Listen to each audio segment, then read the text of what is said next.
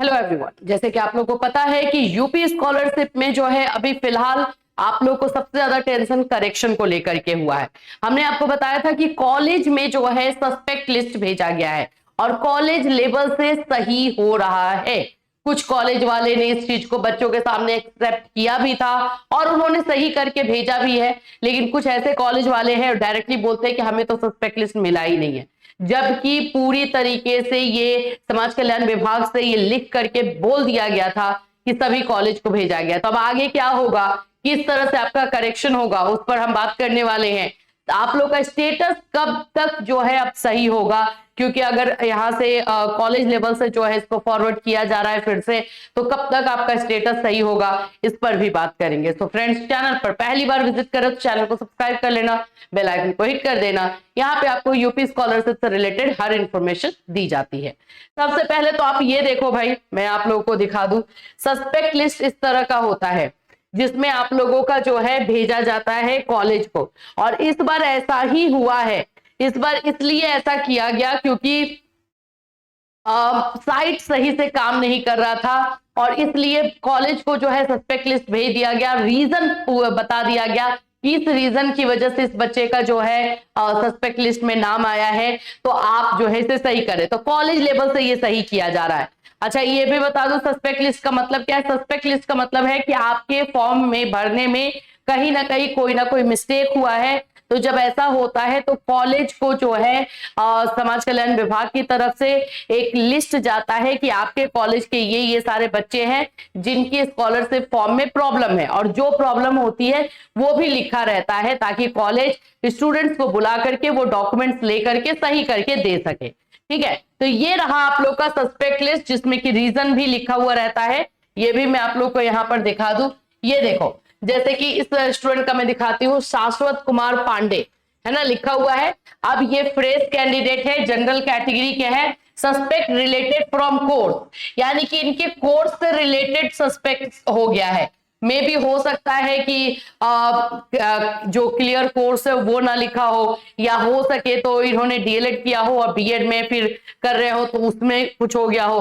तो सस्पेक्ट यहाँ पे ये चीजें लिख दी जाती है और कॉलेज लेवल से इसको सही किया जाता है। अब ये कोर्स वाला कुछ नहीं है, कोर्स वाला कॉलेज उसको टिक करेगा, भेज देगा कि हाँ ये बच्चा ये वाला कोर्स मेरे ये कॉलेज से कर रहा है, तो इसमें कुछ नहीं है। अब यहाँ पर देखो, एक और दिखाती हूँ मैं आपको। शिवम जोशी का है, शिवम जोशी का रिन्यूअल है, general category, enrolment roll number marks not match with university uploaded data.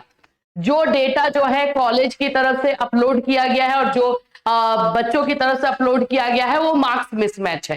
ठीक है, वो रोल नंबर या एनरोलमेंट नंबर या मार्क्स जो है मिसमैच है, तो इसको भी कॉलेज अपने तरफ से इसको सही करके देगा। अभी इसको क्या करेगा, तो इसको जो डॉक्यूमेंट्स बच्चे का है वो उसको इसके साथ जो है फॉरवर्ड करेगा और जो मार्क्स है वो उसको फिल करके भेज देगा, तो ये सही हो जाएगा। तो इस बार मैक्सिमम जो करेक्शन हुए हैं वो कॉलेज लेवल से हो रहा है, तो आपको टेंशन नहीं लेना। अगर आपके कॉलेज वाला नहीं सुन रहा है तो भाई बोलो कि ये सस्पेक्ट लिस्ट सभी कॉलेज को भेजा गया है, आप लोग को क्यों नहीं मिला है। सभी कॉलेज में इस बार जो है इसी तरह से हुआ, साइट नहीं काम करने की वजह से जो है ऐसा किया गया। और ये काम 13 फरवरी को हुआ है, ये भी बता देती हूँ, 13 फरवरी को सस्पेक्ट लिस्ट भेजा गया है, क्योंकि 10 से 13 तक जो है करेक्शन करने का डेट था और करेक्शन नहीं हो पा रहा था साइट की वजह से। इसके बाद ये डिसाइड किया गया कि कॉलेज को सस्पेक्ट लिस्ट जाएगा और वो लोग वहां से सही करके देंगे। 13 से 18 तक, 18 फरवरी तक का ये डेट था सस्पेक्ट लिस्ट को करेक्ट करके भेजने का।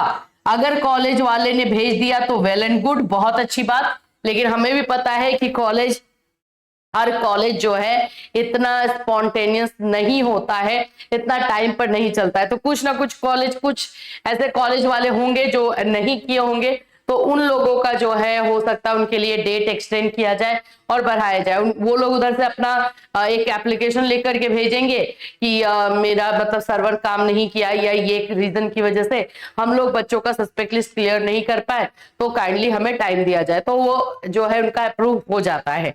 तो वो उस तरह से भी ये लोग करते हैं। ठीक है, अब बात करते हैं कि जो भी कॉलेज ने क्लियर कर दिया है आपका ये जो भी मिसमैच था, जो भी चीज, देखो डुप्लीकेट इनकम सर्टिफिकेट नंबर, ये पर इस पर भी आया ना, ये वाला ज्यादातर आता है क्योंकि एक बच्चे के एक पेरेंट्स के 2-3 बच्चे होते ही हैं, और जब 2-3 बच्चे एक पेरेंट्स के होते हैं तो वो जाहिर सी बात है कि इनकम सर्टिफिकेट सेम रहेगा तो वो डुप्लीकेट करके लग जाएगा। तो ये जनरली जो है ये आ जाता है, तो ये कॉलेज लेवल से ही सही होता है, कॉलेज ही भेजता है कि हाँ ये बच्चा हमारे कॉलेज में है, तो उसके बाद सही हो जाता है। ठीक है, तो ये सारी चीजें, high school board data not match, इस तरह का जो है चीजें आती है जो कि हम जनरली आपकी स्टेटस में देखा करते थे अब, और इस बार थोड़ा सा चेंजेस जो है किया गया है, तो इसको एक्सेप्ट करना ही होगा। अब जिन कॉलेज ने भेज दिया है, कब तक स्टेटस अपडेट होगा? तो स्टेटस आप लोगों का मार्च में अपडेट होने का चांस है। देखो ऐसे है तो फरवरी के लास्ट से होना स्टार्ट हो जाना चाहिए, लेकिन मार्च फर्स्ट वीक से ज्यादातर बच्चों का जो है स्टेटस चेंज होता हुआ नजर आएगा। ठीक है, मार्च फर्स्ट वीक से ज्यादातर बच्चों का स्टेटस चेंज होता हुआ नजर आएगा, और इसलिए भी मैं बोल रही हूं क्योंकि 18 मार्च से पैसा आना है। 18 मार्च से आप लोग को पैसा आपके अकाउंट में मिलने वाला है, तो कोई दिक्कत की बात नहीं है। 18 मार्च से आप लोगों को जो है अब 18 मार्च से तो ये नहीं करेंगे, आपको भी पता है, थोड़ा सा टाइम ये लोग लेंगे ही लेंगे, लेकिन अब 18 मार्च है तो 22-25 मार्च से मिलेगा, क्योंकि 31 मार्च से पहले इनको भेजना ही होता है, एनी हाउ इनको भेजना ही होता है। तो ये रहेगा, तो ये फर्स्ट वीक से आप लोग अपना स्टेटस अपडेट होता हुआ देख सकोगे। आप लोग चेक करते रहना।